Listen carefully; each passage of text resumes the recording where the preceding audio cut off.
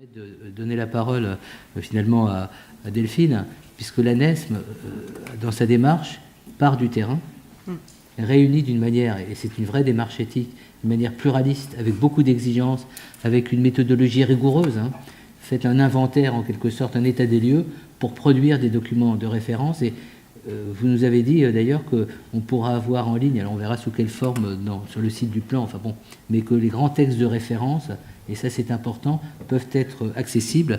N'oubliez pas que très souvent, et c'est très déraisonnable, on crée des groupes de travail sur des thématiques qui ont déjà été explorées d'une manière intelligente par d'autres. Donc référez-vous aussi dans les démarches éthiques. Je vous donne le groupe de travail de l'ANESM. Je vous donne la parole.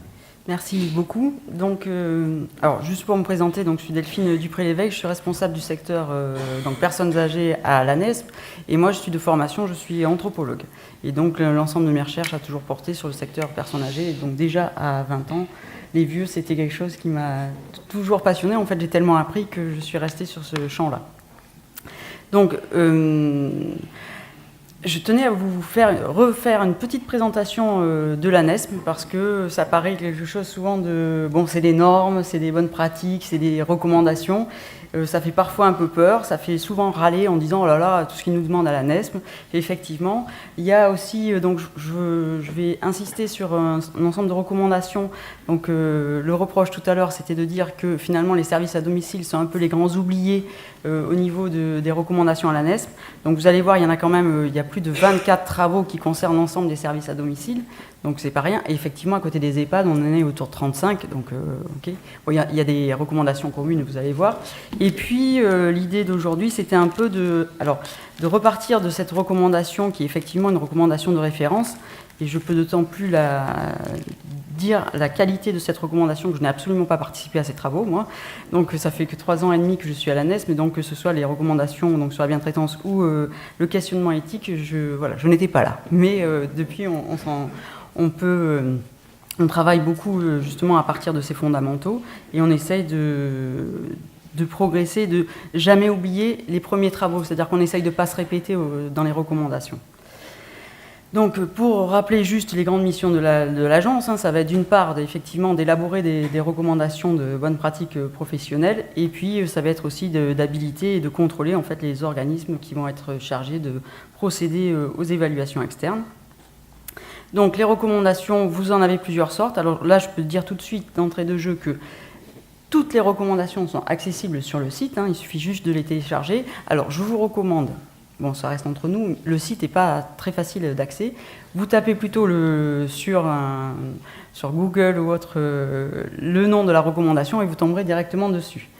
Pour revenir un peu sur l'élaboration, je ne pensais pas en parler, mais tant pis, je vais dépasser, je vous le dis tout de suite mon temps, sur la manière dont les recommandations sont réalisées. Effectivement, vous allez trouver la recommandation, mais vous pouvez aussi trouver l'ensemble des travaux support à ces recommandations, qui peuvent être des appels à contribution et toute l'analyse de la littérature qui va avec et qui nous sert d'argumentaire en fait, pour élaborer ces recommandations.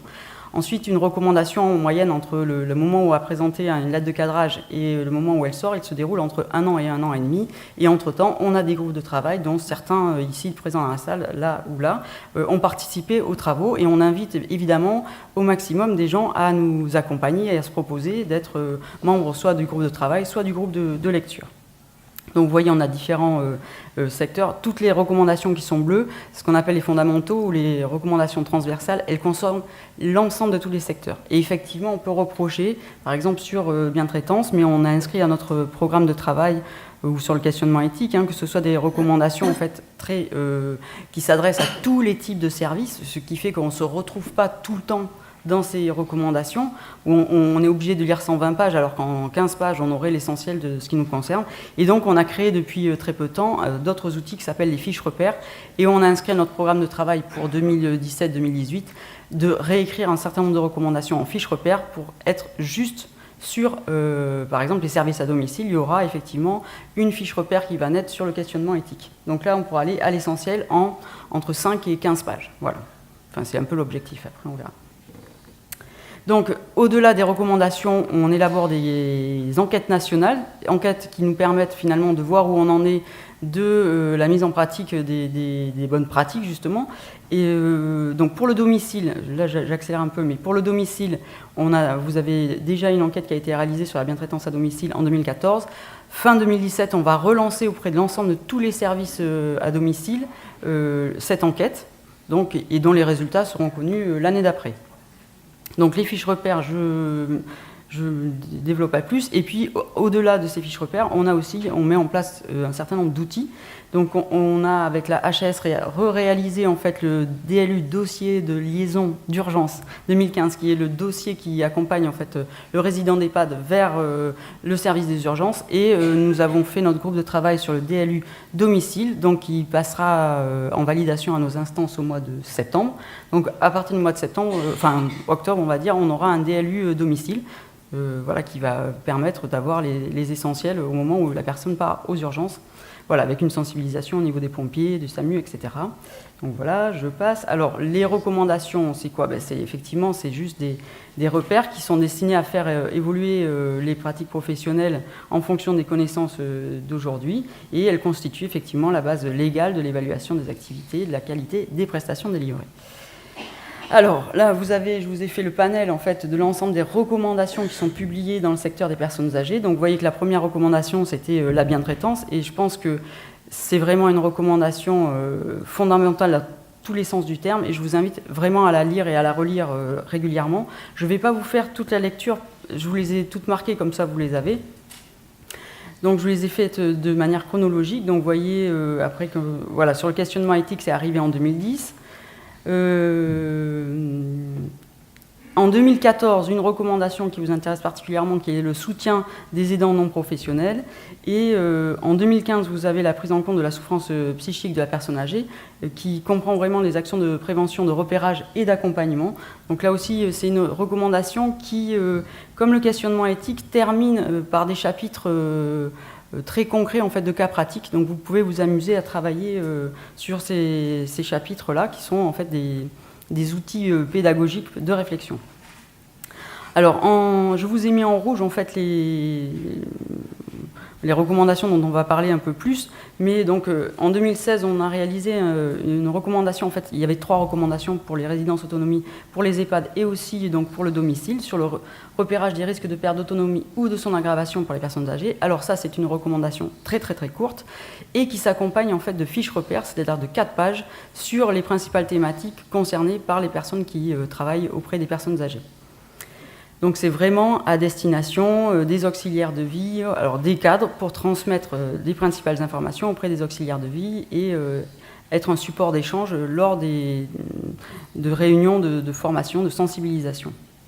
Et puis ont été aussi terminées l'année dernière donc, les recommandations sur l'accompagnement de la fin de vie des personnes âgées à domicile, qui devraient être sur le site, j'espère, très, très prochainement. Alors, au niveau des enquêtes, je passe puisque je vous ai dit tout à l'heure. Et puis, les recommandations donc, sur le repérage des risques de perte d'autonomie ou de son aggravation ont été accompagnées d'un outil, parce qu'à l'issue de la réflexion de réaliser ces recommandations, les services à domicile nous ont dit nous, on veut bien faire du repérage de risques de perte d'autonomie, mais sur quels outils on peut s'appuyer.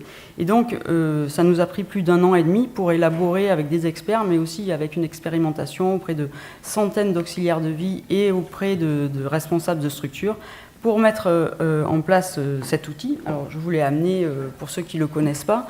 Donc, quand vous l'imprimez, vous tapez outil de repérage, ça s'imprime en A4 et hop, il est prêt à l'emploi. Alors, surtout, n'oubliez pas qu'il est accompagné d'une notice d'utilisation pour voir toute la manière dont vous pouvez l'aborder.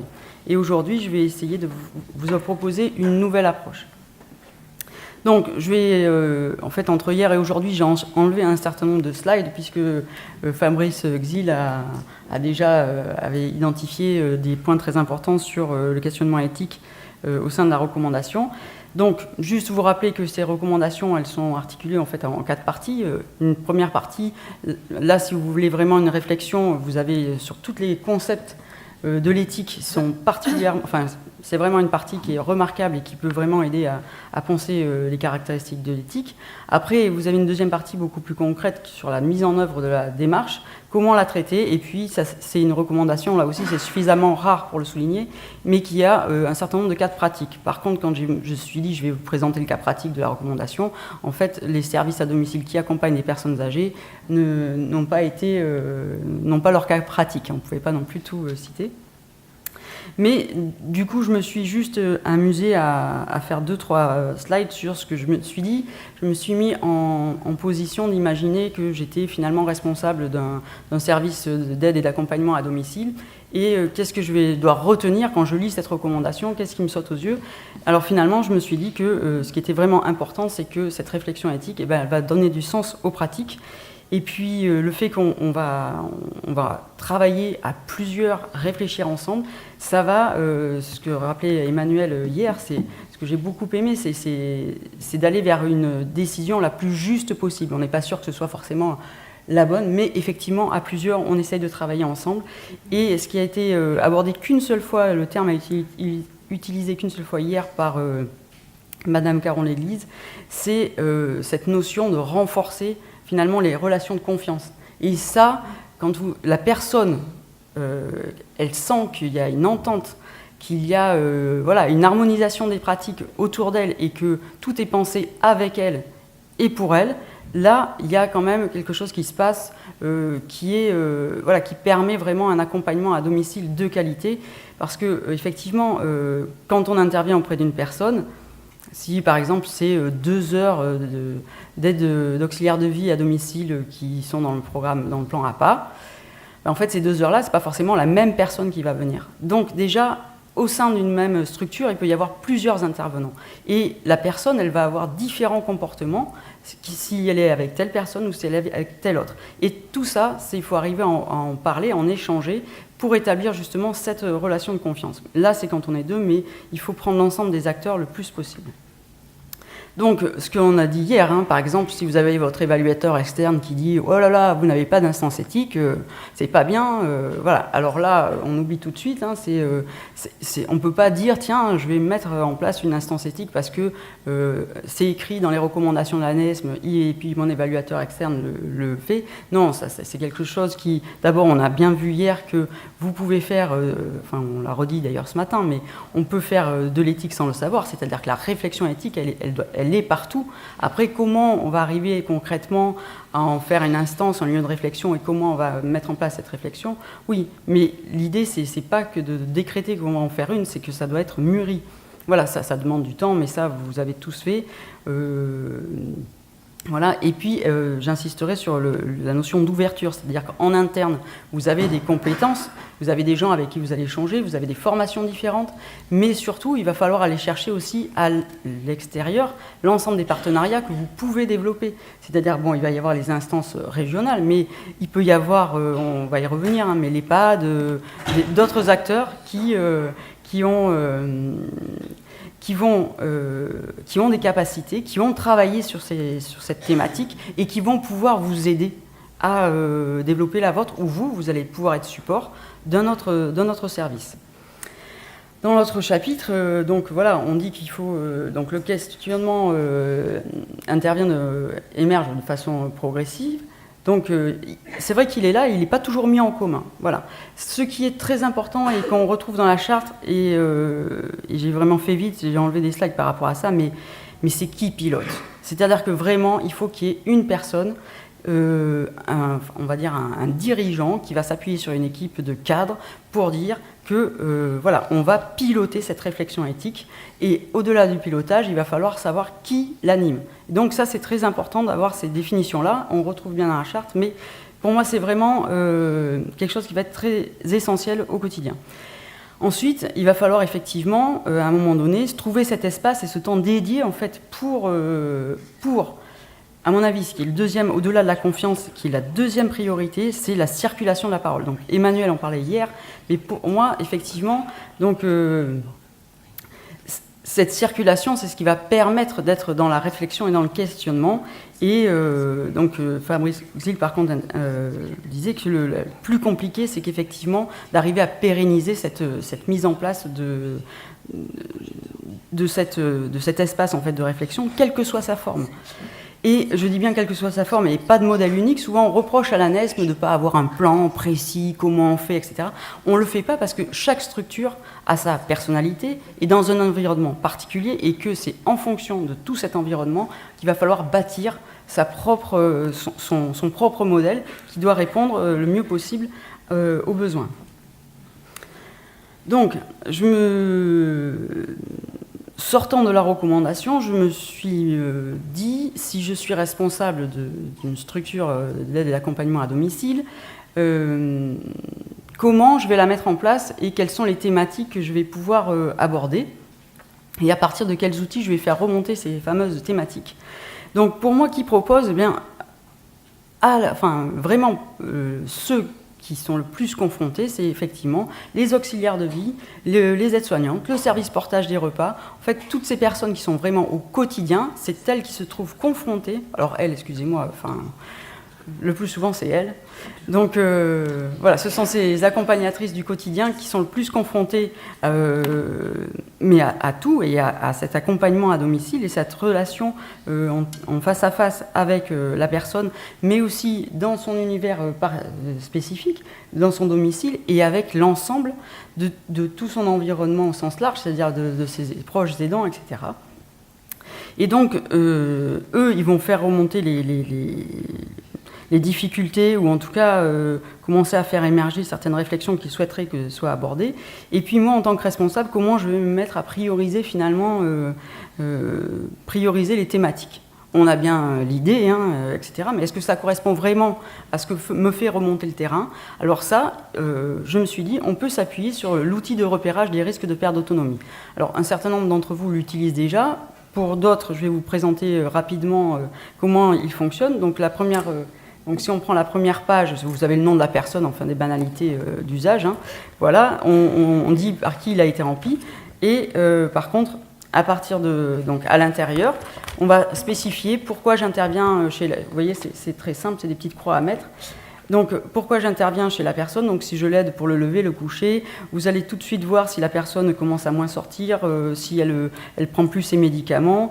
On a des items sur l'environnement de la personne, donc savoir si ça a été modifié. Si l'enfant, par exemple, qui mangeait avec elle tous les jeudis midi ne vient plus, s'il a déménagé, tout ça va créer un déséquilibre, va transformer la relation à domicile. Et donc, voilà... Cet outil permet juste de repérer, ce n'est pas un outil d'évaluation, juste on signale qu'il y a eu un changement sur l'environnement, c'est tout. On coche la case, voilà ce que j'ai l'impression qu'il change. On ne fait pas de commentaires et on ne fait pas d'analyse plus que ça, juste on déclenche le fait qu'il y a un changement.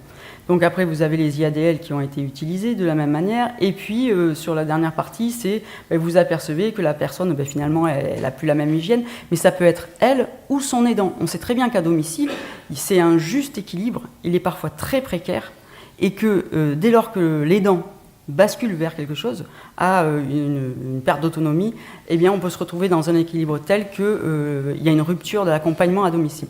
Alors c'est pas ce qu'on veut, et en même temps, attention aussi, on reviendra tout à l'heure, mais sur les notions d'enfermement aussi. C'est-à-dire que voilà, on va attacher plus, on va limiter parce que finalement l'aidant est épuisé, et voilà. Et on ne va pas forcément le signaler.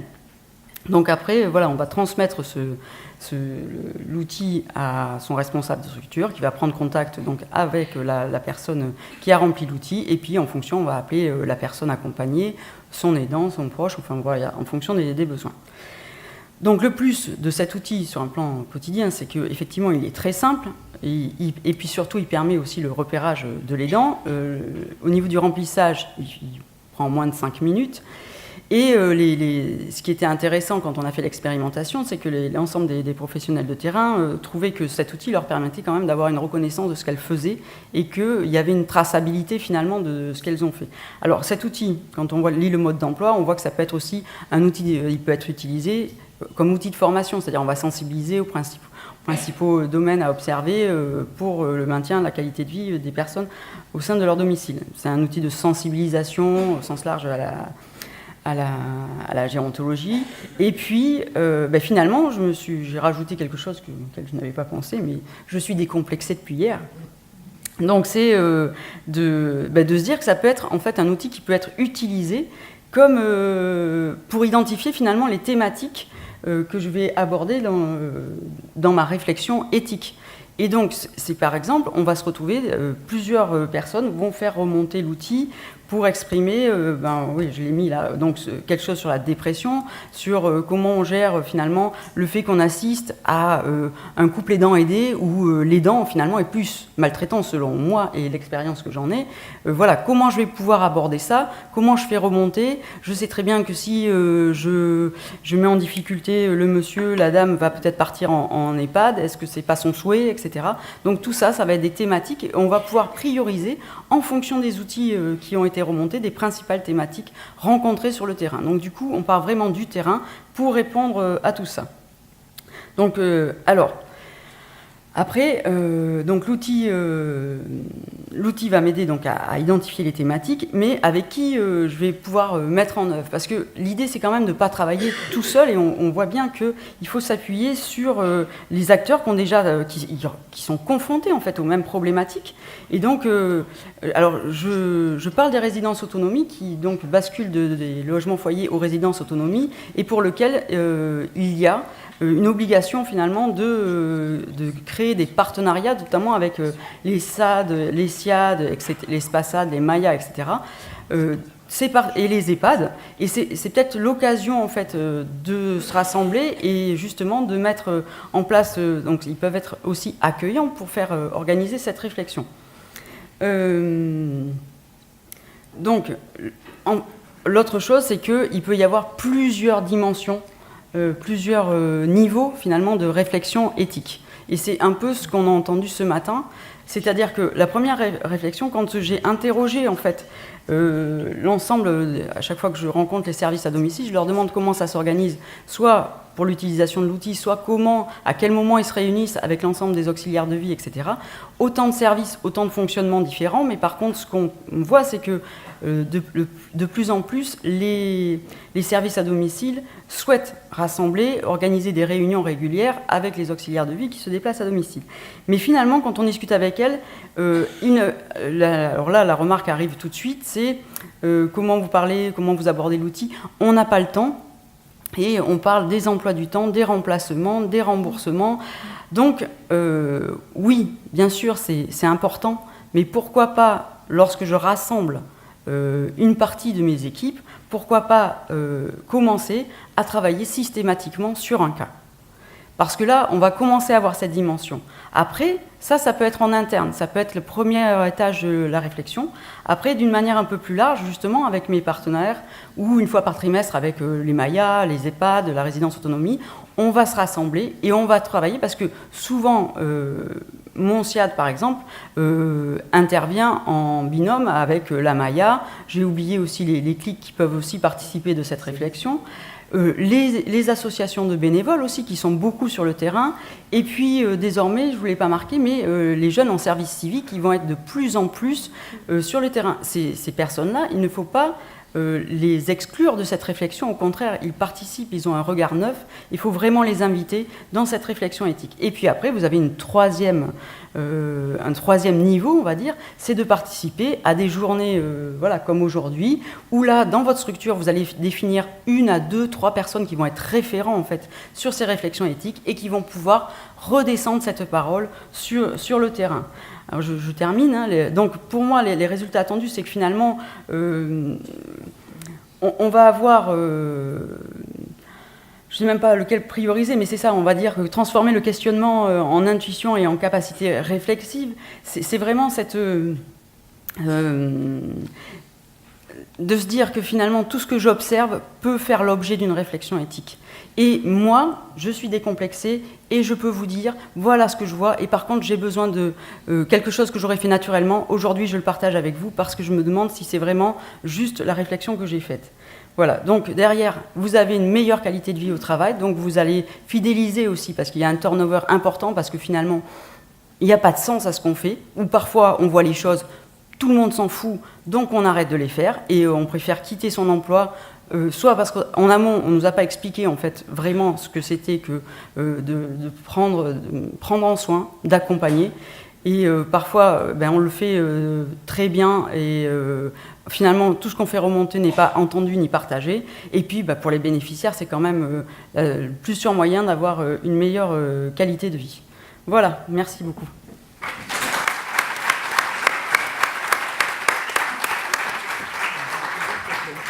Merci Delphine. Je vais vous faire une confidence. Nous lisons les documents de l'ANESM. D'ailleurs, beaucoup sont en ligne sur le site de l'Espace Éthique. Encore une fois, c'est une base essentielle puisque dans tous ces documents, c'est comme les avis du Comité consultatif national d'éthique, il y a la dimension rapport, c'est-à-dire on apporte l'argument, et ensuite il y a des lignes de recommandation. Et soyez attentifs qu'il faut ces deux niveaux, c'est-à-dire les gens qui se mettent autour de table pour dire on va faire ceci ou cela ne sont pas crédibles. Ce qui est intéressant, et vous regarderez dans les avis du Comité consultatif national d'éthique, j'allais dire l'argumentation, c'est-à-dire l'explicitation, la clarification, est quelquefois plus importante pour s'approprier une question que les recommandations d'ailleurs, qui sont un cadre. Et je trouve que c'est une démarche très remarquable qui a été menée notamment par l'ANESM, on la remercie. Je veux dire, c'est vraiment une instance éthique. Puis un autre point par rapport à ce que vous avez à juste titre évoqué, je pense qu'une des missions d'un groupe à vocation éthique, c'est de bien identifier les situations.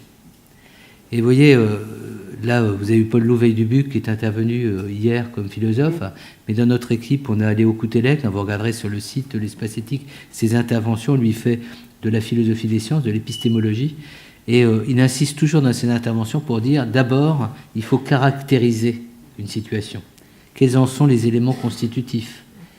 Quelles sont les valeurs ensuite qu'on peut mobiliser, mais déjà qu'on mobilise pour identifier ceux-ci qui nous intéressent plutôt que ceux-là. Est-ce qu'on a été pluraliste dans notre point de vue ? C'est-à-dire, est-ce qu'on a la représentativité des uns et des autres, y compris des personnes les premières concernées, dont on considère a priori, et souvent d'une manière péjorative, qu'elles ont un préjugé d'incompétence, d'une certaine manière, c'est-à-dire qu'elles n'ont pas une compétence. Vous voyez, toutes ces démarches font que quand on nous parle aujourd'hui d'intelligence partagée, l'éthique, c'est aussi très rassurant de ce point de vue-là.